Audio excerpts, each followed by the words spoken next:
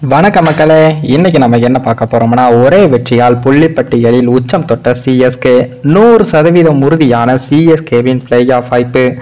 அதாவது நடப்பு ஐபிஎல் தொடரில் இன்றைய தினம் 61வது லீக் போட்டியானது சேப்பாக்கத்தில் நடைபெற்றது. இந்த போட்டியில சிஎஸ்கே மற்றும் ராஜஸ்தான் அணிகள் மோதினாங்க. இந்த போட்டிகள் டாஸை வென்ற ராஜஸ்தான் அணியானது முதலில் பேட்டிங் செய்வதாகவும் அறிவிச்சாங்க. அதனைத் தொடர்ந்து களமிறங்கிய ராஜஸ்தான் அணிக்கு 43 ரன்கள் ஓபனிங் பார்ட்னர்ஷிப் அமைத்தாலும் தடுமாற்றமாக விளையாடிய ஜெய்ஸ்வால் 24 ரன்களில் அவுட் ஆனார்.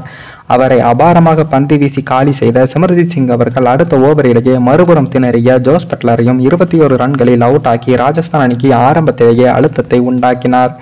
இதனால் 49 ரன்களுக்கு 2 விக்கெட்டுகள் என்று தடுமாறிய அந்த அணிக்கு அடுத்ததாக வந்த கேப்டன் சஞ்சு சாம்சன் நிதானமாக விளையாட முயற்சித்தார். அவருடன் சேர்ந்து ரியான் பராக் நிதானமாக விளையாடி ரன் குவிப்பிலும் ஈடுபட்டார். ஆனால் அந்த ஜோடியில் மிகவும் தடுமாற்றமாக விளையாடிய சஞ்சு சாம்சன் 15 ரன்கள் எடுத்த போது அவுட் ஆகிய சிமர்ஜித் சிங் அவர்கள் மீண்டும் ராஜஸ்தானுக்கு அழுத்தத்தை கொடுத்தார். அப்போது வந்த திரோஜோரோல் அவர்கள் அதிரடியாக விளையாட முயற்சித்து 28 ரன்களில் ஆட்டமிழந்தார். அதனைத் தொடர்ந்து வந்த சிவம் தூபே அவர்கள் டக் அவுட் ஆகி ஏமாற்றத்தையும் கொடுத்து இருந்தார். இறுதியில் ரியான் பராக் 47 ரன்கள் எடுத்ததால் 20 ஓவரில் ராஜஸ்தான் அணியானது 141 ரன்களுக்கு 5 விக்கெட்டுகளையும் இழந்தது. சிஎஸ்கே சார்பில் சிமர்ஜித் சிங் அவர்கள் 3 விக்கெட்டுகளையும் தூசர் தேஷ்பாண்டே 2 விக்கெட்டுகளையும் எடுத்தார்.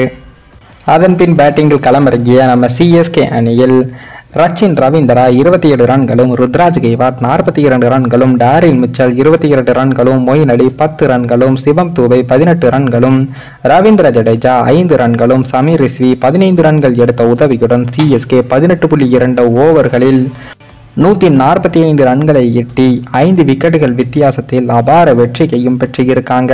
சிஎஸ்கே அணியின் இந்த வெற்றியால் தற்போது புள்ளிப்பட்டியலில் 3வது இடத்திற்கும் சென்று இருக்காங்க.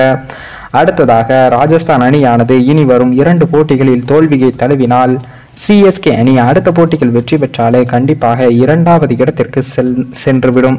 அதே போல எஸ்ஆர்ஹெச் அணியும் இனி வரும் 2 போட்டிகளில் தோல்வி பெற்றால் சிஎஸ்கே அணி 2வது இடத்தில் இருக்கும்.